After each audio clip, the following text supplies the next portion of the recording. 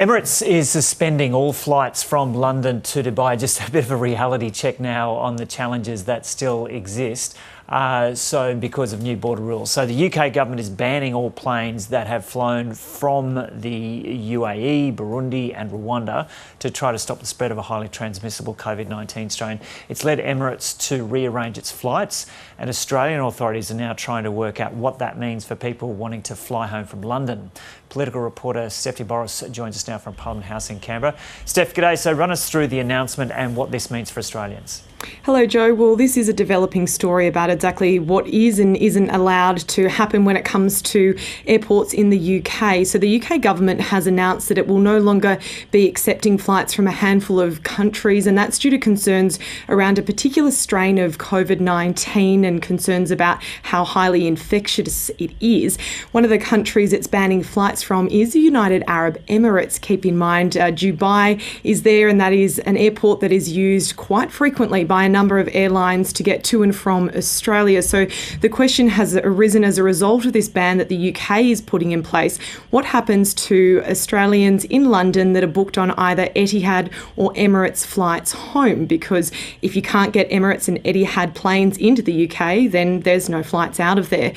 We've put calls into Etihad this morning and we are yet to hear back from them, but Emirates has released a statement, Joe, within the past hour, and it has confirmed that it is no longer flying from London to Dubai. It will be suspending all flights as a result of this UK announcement. So the Australian government at the moment is working with those two airlines, Emirates and Etihad, to work out exactly what that means for Aussies that were booked on flights home. In the meantime, Labor's Penny Wong says the government really needs to make sure that an answer to all these questions is provided sooner rather than later, because as you can appreciate, there are a lot of people quite distressed about what this means for them.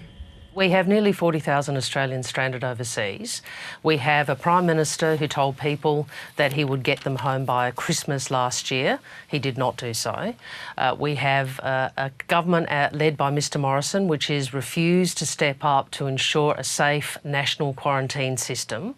And until he does that, we will continue to see these sorts of events which prevent Australian citizens from coming home. Some people are in dire circumstances. Mr Morrison should do the right thing.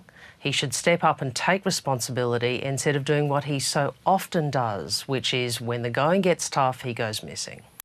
And Steph, there are caps on the number of Australians allowed back from overseas each week. Will that be changing anytime soon?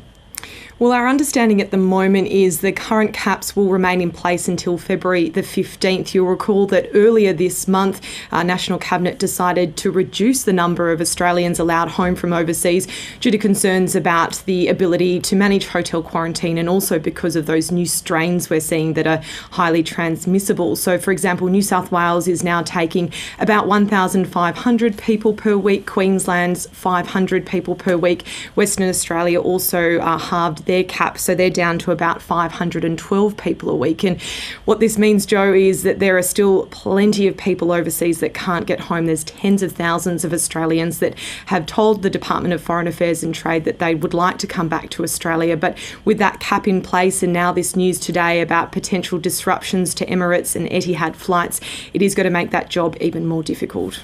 Okay, Stephanie Boris there in Canberra.